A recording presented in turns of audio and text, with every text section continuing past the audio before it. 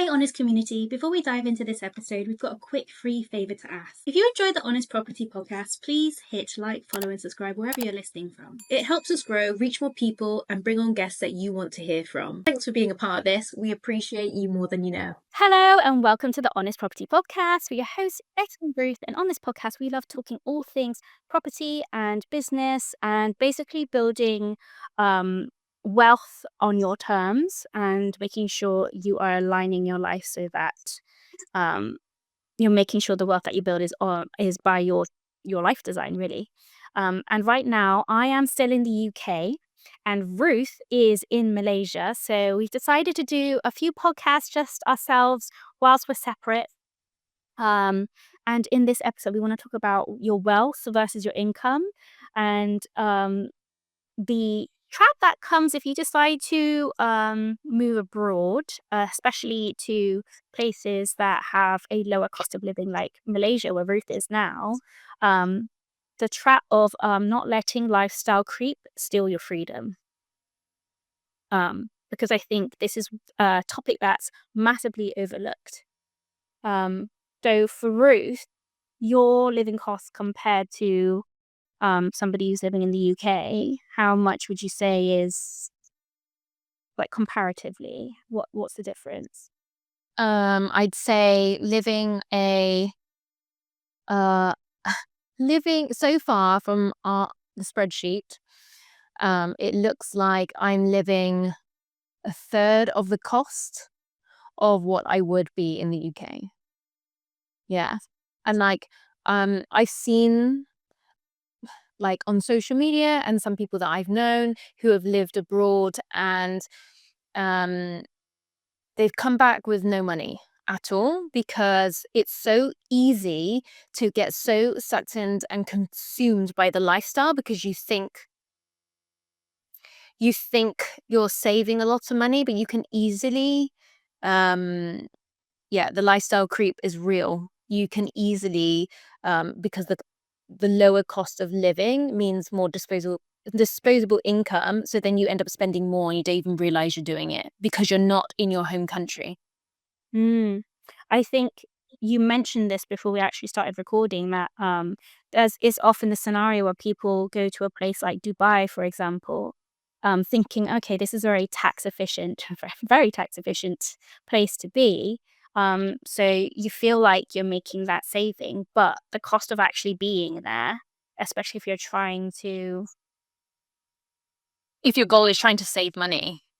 your lifestyle creep can massively jump because to afford the things that you would here just cost a lot more there. So it kind of sort of defeats the point. Is that what you think? Yeah.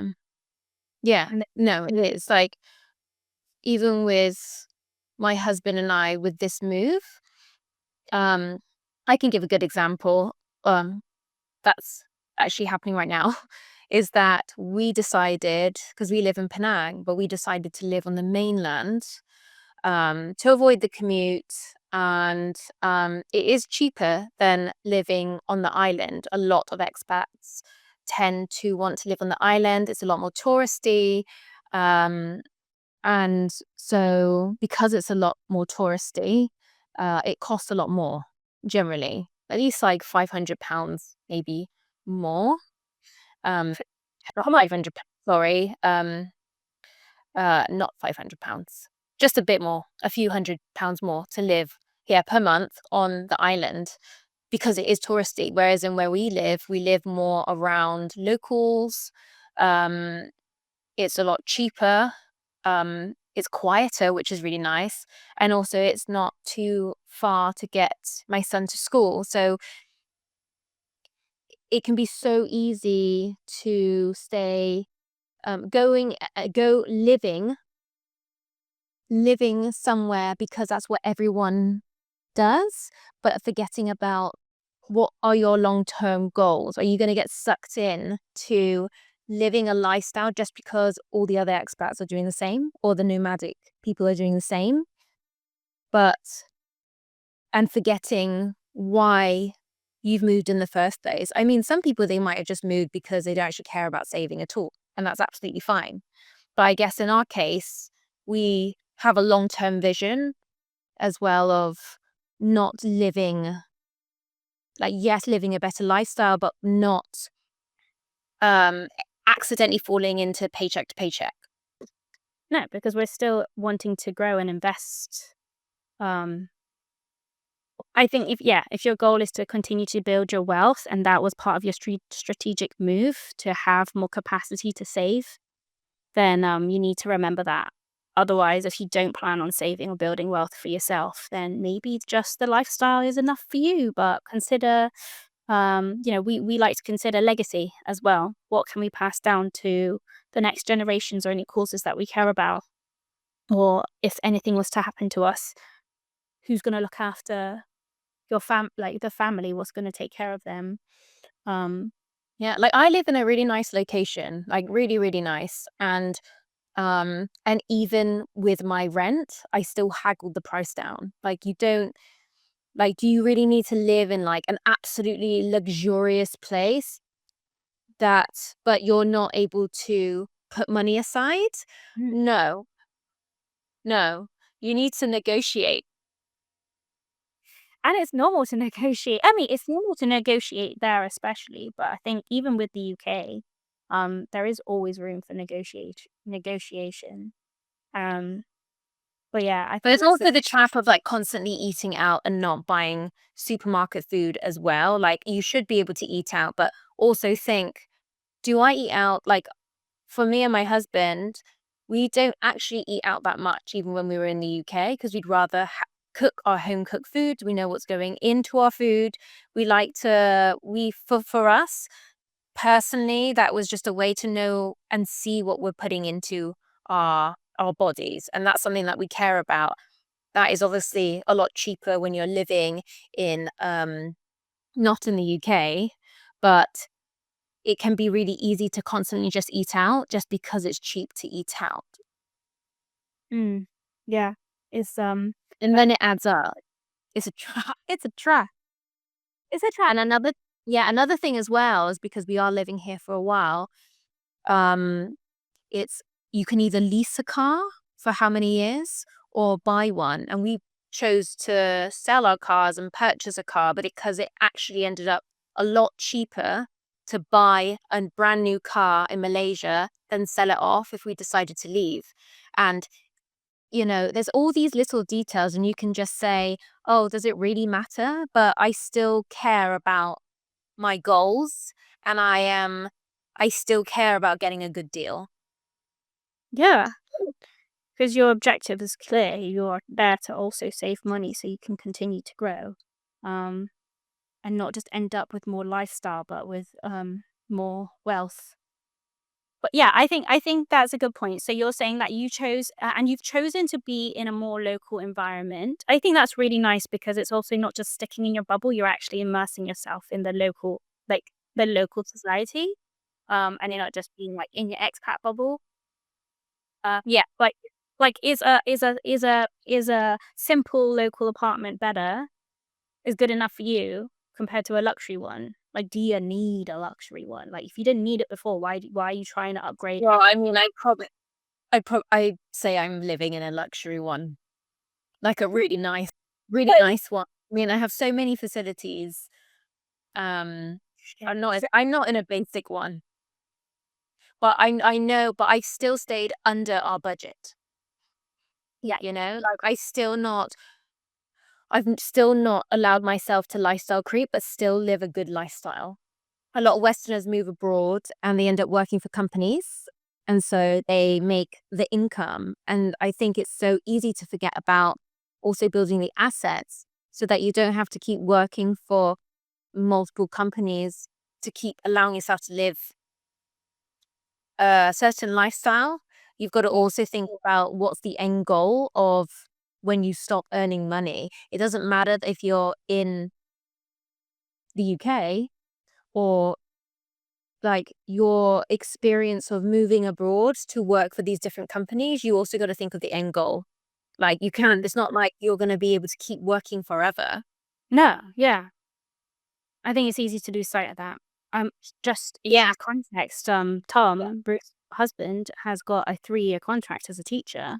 But ultimately, when 3 years is not your whole life, is it? So you just need to give yourself a layer of security, knowing that you're not going to be, even if the lifestyle's really nice, you're not planning on working far into retirement. So this is also just, Things change as well, and I think it can be really easy to just get really comfortable and then not do anything at all. Hey guys, if you're new to property investing, we know exactly how hard it is to figure out where to start. That's why we created the Beginner's Roadmap. It's your guide to mastering the fundamentals so that you can move forward with clarity and confidence. Just hit the link in the show notes. Now, let's jump back into this episode. What's a good way of being able to live away from where you grew up and have like an amazing experience, because it's still an experience, and one day you may come back? What are some like key things that you should do so that when you come back you don't neglect building your wealth or going, oh, it's too late? I think it's budgeting, isn't it? Like, you've been given a time. You've been given you don't given, you've got the opportunity now to actually save. And that comes with a savings budget and a living budget, and not neglecting that you've got more freedom and leverage to make sure you meet your personal investment goals. But I think you're right in saying that you also need to let yourself, like, with that extra savings you can make, to allow yourself to still enjoy life now, and there is a balance. But I think it is giving yourself amount of a freedom pot, a living cost pot, your day-to-day spending with your housing, food, your essentials, basically. And then your freedom pot, which are like the fun things that you get to do at a much more reasonable price, like your travel, dining, and your fun, but never else than any. Yeah. And then your wealth pot um is an essential part that you can bring into it a lot easier than ever before. So I think it's just probably monthly double checking that you are still meeting your objective. So it's a living cost pot, a freedom pot, and a wealth pot. But the wealth pot, a lot of the time when you're living abroad, is something that gets overlooked because you are putting more into that freedom pot than anything. But I don't know. I guess maybe a lot of people do this in their 20s. So if you're like, for example, you go on a gap year, you're on a gap year, and then you come back and then you decide to go back out for like a year or two, and you don't think about that kind of thing when you're in your 20s.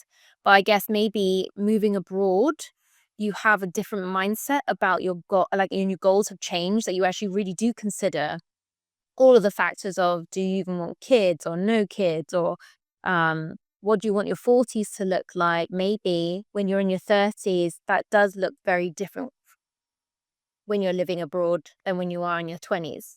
Because I don't know anyone personally who has been in their 20s and lived abroad that saved any money. No. They actually came back broke. Yeah. And that's just that's the people, like, that's all I know. I don't know. Maybe they did and they just not talked about it. But from what I've seen, no one came back with any money and had to start again. I think because it wasn't seen as a strategic move for having more capacity to save. But I think it's remembering, even though you have access to an incredible lifestyle and maybe more spending options than like you would have had in the last country. Remembering why you're there, and that is to make sure that you use that opportunity to make sure you can save and reinvest. And that's assuming you're on a holiday the whole time. Yeah.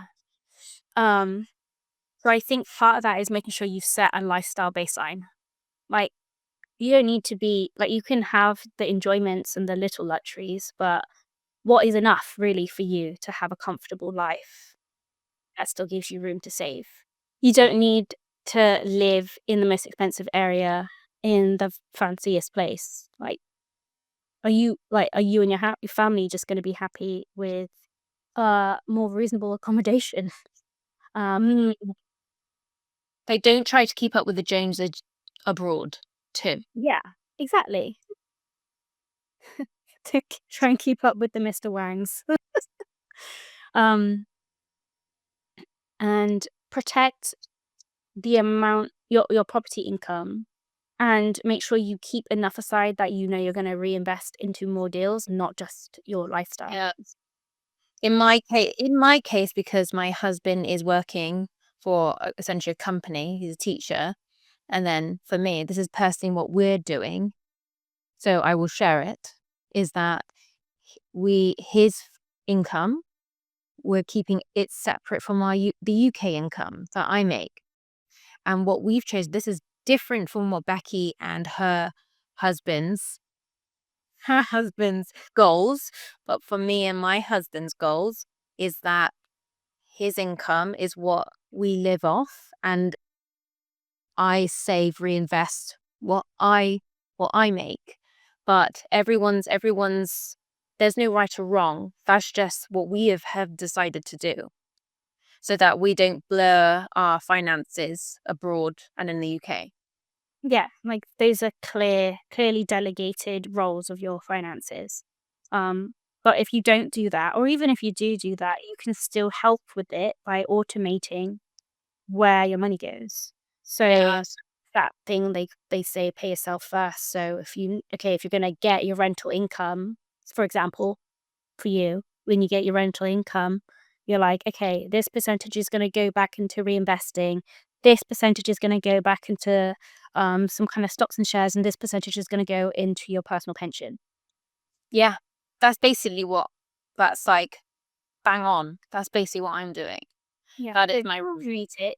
There's nothing to discuss. Like there's no but it's been separated and put away for you. But I think the more you automate it, the less you have to have an argument with your own brain about whether you can use something for something you shouldn't.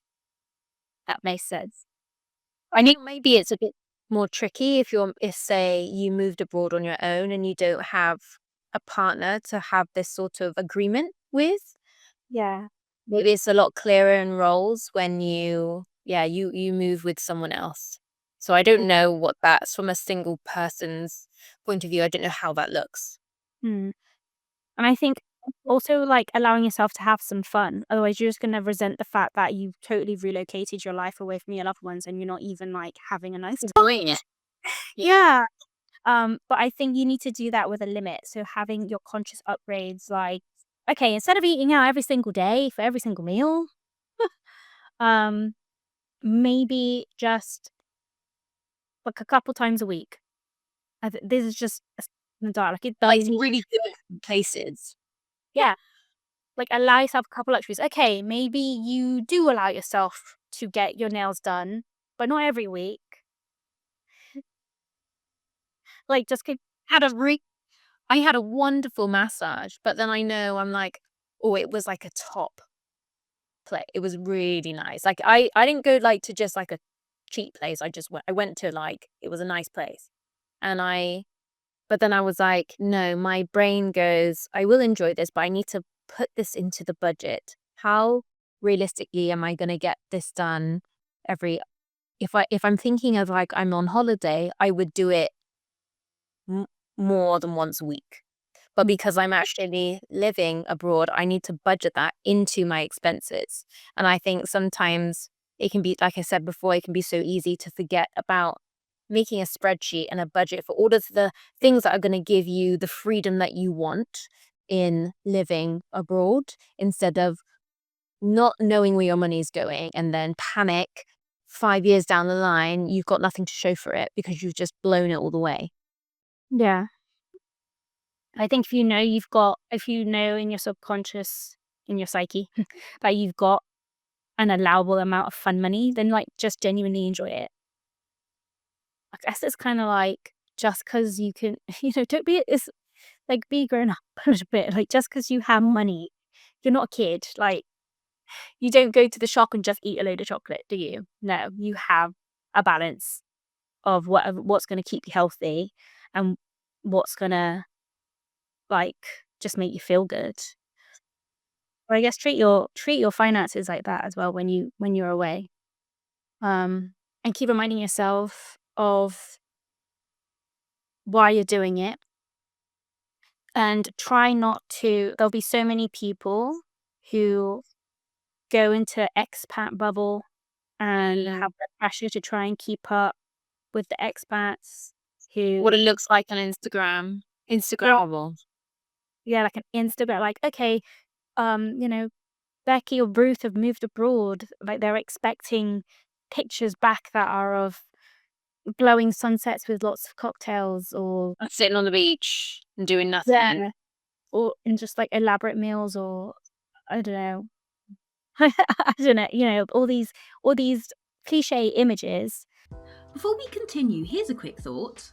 Ever feel like there's just never enough time to focus on what really matters in your business? You don't have to do it all alone. As they say, a great team makes everything easier. That's why we've partnered with the Freedom Geek. Their talented Filipino VAs help us with tasks like admin and podcast editing, just like for this episode, giving us the freedom to focus on what really moves the needle. If you're looking to reclaim your time and to work smarter, then check out the Freedom Geek. All the details are in the show notes. Now let's get back to our conversation.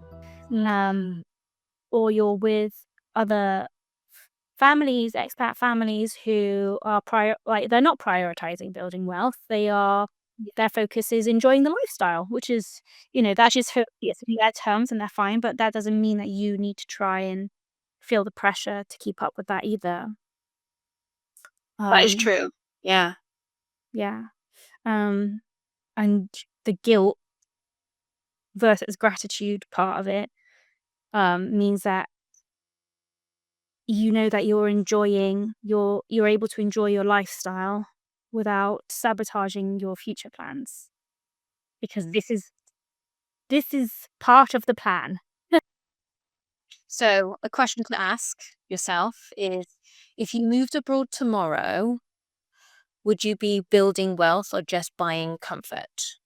Yeah, you can do both. I think it's part of the strategizing why you're leaving in the first place. You have more room to save, to reinvest. So just audit your income. Audit your income, and make sure you clearly define a percentage of your income that's going to go towards your new lower cost of living lifestyle, versus how much more you can now put towards building your wealth. Because what's better in the long run, you're there enjoying the lifestyle in a few years' time without having to go to work at all. Working for work optional. Or be totally work optional. Or, your partner gets laid off of their job and you're like, it's all right. You're crying. Sorry, didn't want you either.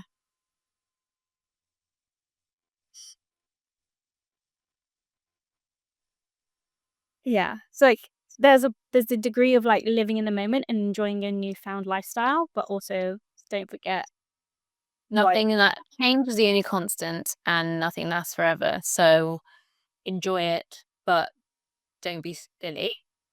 Like, enjoy it too much that you don't even consider about your next move. Yeah, I'm not gonna lie, I see a lot of people move to the trending destinations. And it's just, Investors, you mean? yeah, anyone really, but yeah, also with property investors. That's it's like, look at me living the dream. I can do all these activities every single day. I can be part of this really expensive, like in hindsight, okay, relative cost, the gym membership, for example, is you getting so much more for your money for this fancy gym, but it's still an expensive gym. Like, do you still want to pay like 100 quid for a gym membership? Is still the same as being like, is it just because it says it's on sale? Can you still afford it? And that's like the deciding factor. Like, you don't need to pay a gym membership. If you can't afford a gym membership that's over 100 and something, because you have other lifestyle expenses that are also very expensive, then can you really, like, even you go abroad, can you really still afford certain things? Yeah. And is this a three-bedroom villa that costs the same as the rent that you had in the UK? I mean, it's the same price. It's like, did you need the 3-bed villa?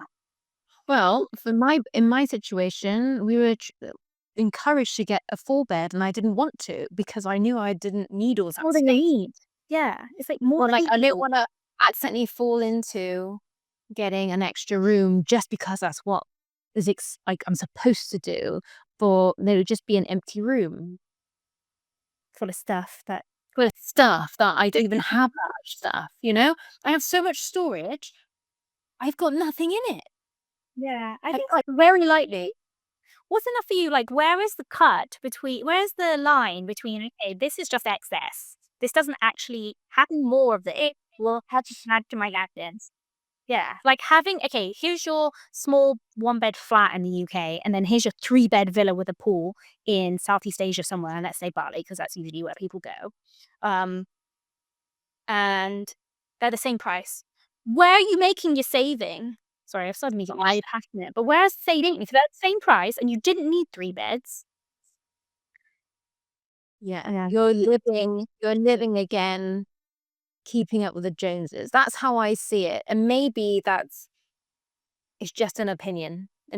It's just an opinion. But if your goal, it doesn't matter if you're just going for the experience and you don't care about making a saving, but if your goal was to save and reinvest the difference, you're not going to do that by paying the same amount just somewhere else and going bigger and fancier that you're not putting anything in your pocket anymore. Yeah, and you're But just have gone and exactly paying the exact same abroad, but for excess that you now have to fill. yeah, like now you can eat out every single day and have amazing meals, but your food budget is the same. Where's the saving cost for you to? And I'm just gonna. I know we're like, it's okay. It's okay if you're just there for lifestyle. No, it's not okay. And it's not actually, because in this podcast, I want to encourage you to build your financial literacy. We are here to encourage you to build your financial literacy and your freedom, and moving from one trap to another where you don't give yourself the opportunity to invest is.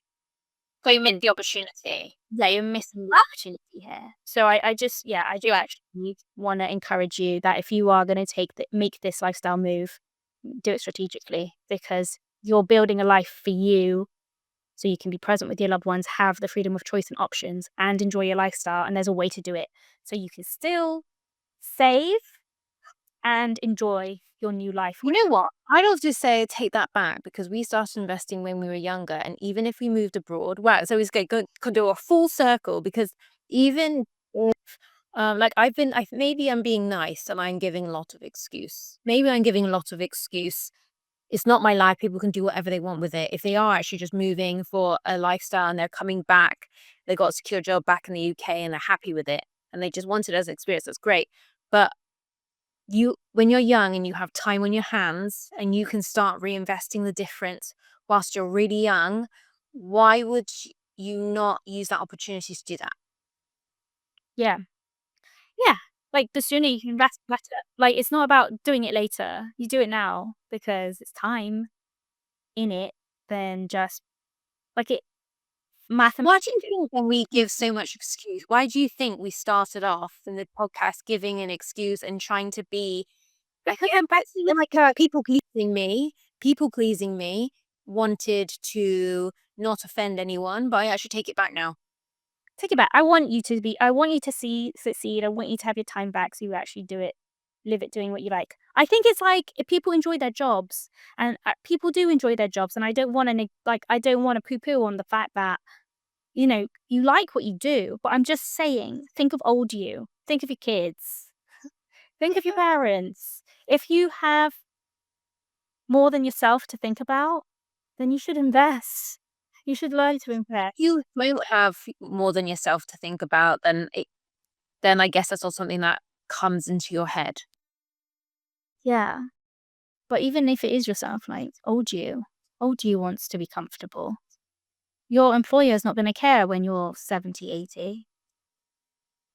They only care for the next immediate future.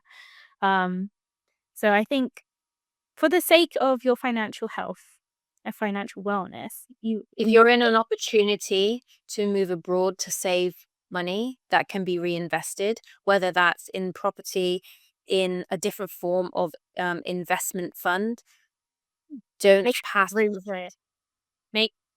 Don't let it be a last thought. Because we really do, build it into. We've seen people's lives. Yes, a lot of people do that. Then they end up with nothing and go back home and have to start again because they didn't factor it in from the beginning. So I think that's a good ending message, actually. Yeah. But yeah, thanks for listening. We're gonna record another episode for you next, and it is all gonna be about a hidden asset that so many people are overlooking, and we cannot wait to get into that one. So stay tuned for the next episode, and we'll see you there. Bye. Bye.